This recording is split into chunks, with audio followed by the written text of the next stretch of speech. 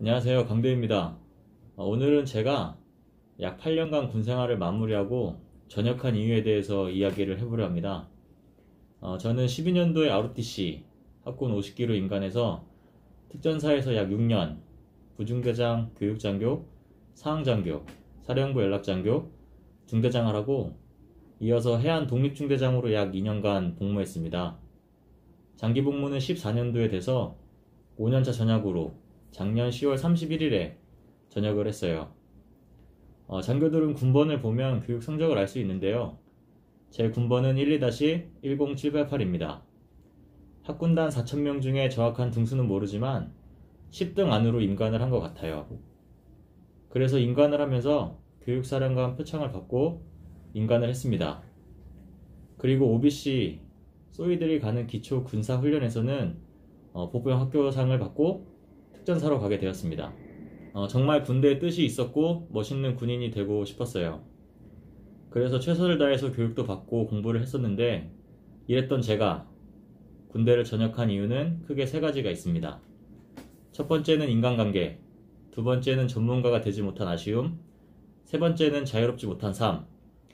그러면 한 가지씩 이야기해 보도록 할게요. 첫 번째 인간관계는 군대 생활하면서 약 8년간 정말 좋은 선배와 후배, 그리고 부사관, 동료들을 많이 만났습니다. 그만큼 군대에서 힘들 때 서로 의지했던 사람들이어서 그런지 지금까지도 마음이 변하지 않고 연락을 하고 지내고 있어요. 하지만 좋은 사람이 있으면 좋지 않은 사람이 있는 법이죠. 솔직하게 군생활 하면서 가장 힘들었던 부분이 인간관계였어요. 상급자에게 충성해야 한다는 마음으로 군생활을 시작했는데 술을 강요하거나 새벽에 술자리 참석 요구, 폭언, 욕설, 비하 발언 등 상급자에게 부당한 행위를 당했을 때 내가 왜 이런 대우를 받아야 하는 거지? 라는 고민을 많이 들었습니다. 그 부당한 대우 중에서 폭언과 욕설을 제외하고 한 가지 예를 들어볼게요. 제가 중2 때, 그때 나이가 26살 정도였을 거예요. 제 상급자는 그때 44살인가 그랬습니다. 제 업무 스타일을 개선시켜 주겠다고 새벽 6시 30분에 출근시켜서 보통 저녁 11시 혹은 새벽 01시에 퇴근을 시켜주는 상급자가 있었습니다. 눈치채셨겠지만 이 시간은 제 상급자가 출퇴근하는 시간이었어요. 그리고 그분은 중령 진급 대상자였습니다. 부지런한 분이었고 진급을 위해서 최선을 다하는 분이었어요. 하지만 그 당시 저는 너무 힘들었습니다. 제가 문서 작업을 하다가 실수를 하거나 자신이 정한 시간 안에 문서가 완성되지 않으면 저를 정말 불편하게 만들었어요. 어린 나이에 받았던 충격이라 그런지 지금까지도 잘 지워지지가 않는데 그 상급자가 제 옆에 걸어와서 저를 투명인간 취급하고 제 옆에 있는 선배에게 야, 강중이한테 문서 가지고 10분 뒤에 오라고 전해 라고 하면 그 선배가 그 말을 앵무새처럼 상급자가 옆에 있는데 저한테 전달을 했어요. 그러면 저는 그 상급자가 옆에 있는데도 선배한테 예 알겠습니다 라고 말을 하고 그러면 선배가 다시 상급자에게 강중이가 예 알겠다고 합니다 라고 말을 전달했습니다. 정말 상상도 안 가시죠? 욕설이 들어가지 않아서 이 정도고요. 이 상태에서 욕설이 같이 나오는 적도 있는데 그러면 정말 참기가 쉽지 않습니다. 그런데 이것보다 더 힘든 일이 있었습니다. 바로 보고. 군대를 전역하신 분들은 보고라는 단어가 딱 와닿을 겁니다. 그 상급자는 저한테 보고하는 것을 습관화시켜 주겠다고 화장실을 갈 때마다 심지어 물 마시러 가는 것도 보고하라고 했습니다. 그러니까 저는 제 모든 행동과 움직임 그 사람한테 다 보고해야 했어요. 출근하는 거, 퇴근하는 거, 화장실 가는 거, 물 마시는 거, 문서가 완성되었다, 비가 내린다, 누가 전화가 왔다, 사항실에 누가 들어왔다, 나갔다 등등. 그런데 보고를 하면 고개를 끄덕이던가 그래, 알겠다 등의 반응이 있어야 되는데 그 사람은 반응을 하지 않고 본인의 일만 합니다. 가장 굴욕적이었던 게 화장실을 가고 싶어서 화장실을 다녀오겠습니다 라고 보고를 했는데 반응이 없는 거예요. 그래서 계속 제가 그 앞에 서서 있는데 갑자기 야 나가 바쁜 거 안 보여? 라고 소리를 지르는 거예요. 그래서 제가 그 상급자 문 앞에서 화장실을 가야 하나 아니면 참아야 하나 고민을 했었던 적이 있습니다. 왜냐하면 그 상급자가 허락을 해주지 않았기 때문에. 그때 정말 많은 회의감이 들었습니다. 대회 때에도 비슷한 감정을 느끼게 했던 사람들이 있었어요.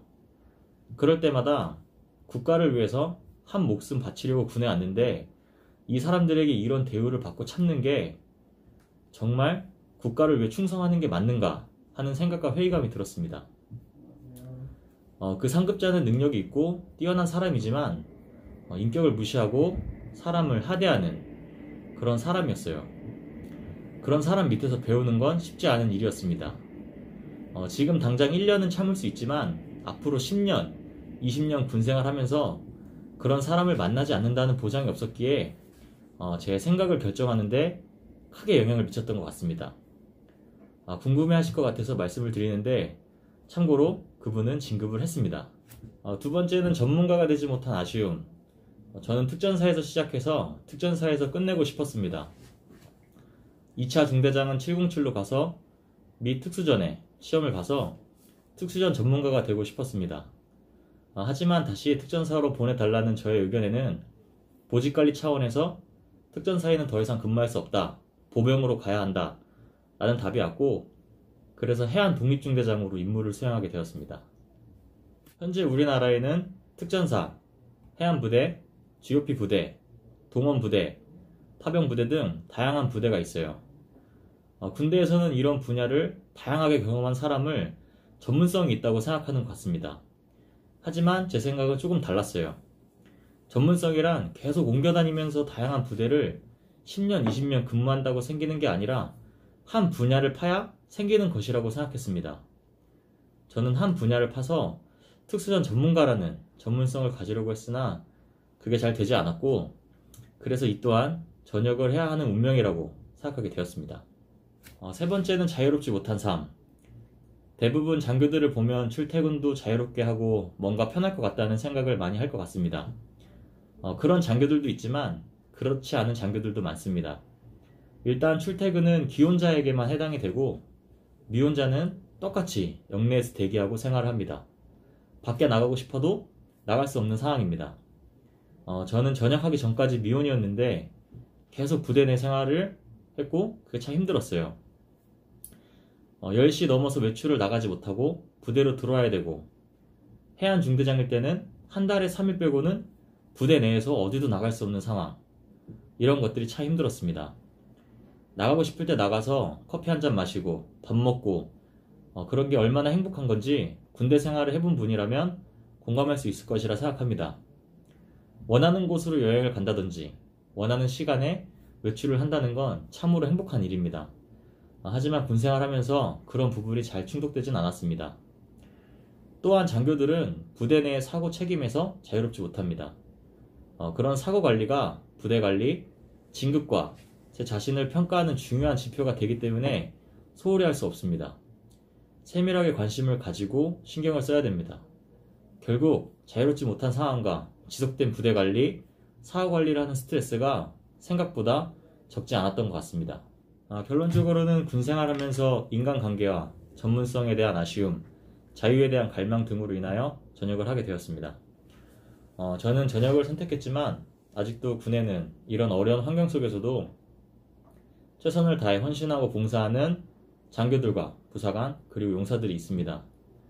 전역을 하는 지금 그들에게 항상 감사하는 마음을 가지고 있고 군생활하고 있는 분들을 진심으로 존경을 합니다. 예전에 제게 아픔을 주고 힘들게 했었던 분들도 다 이해하고 제가 부족했기 때문에 그런 일이 있었다고 생각하면 다 잊었습니다. 힘들긴 했어도 군생활 하면서 대학원도 졸업하고 각종 자격증과 선후배, 인간관계를 만들 수 있음에 다시금 감사하는 시간이었습니다. 다음 편에는 효과적으로 돈을 모으는 방법에 대해 군생활을 하면서 3억 모은 이야기에 대해서 한번 이야기해 보도록 하겠습니다. 영상을 끝까지 시청해 주셔서 감사합니다.